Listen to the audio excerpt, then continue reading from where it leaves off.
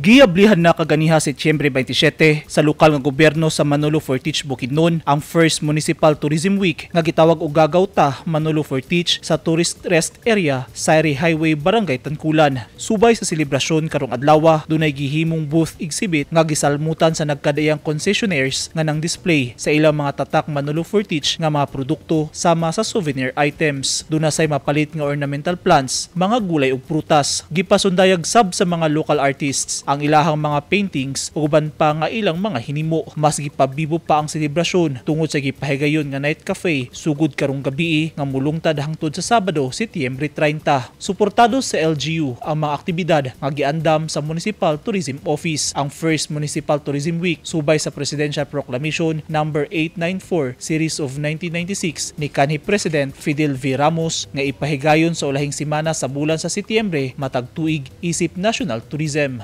Eugene Hinutan, Newsline Philippines. Stay safe.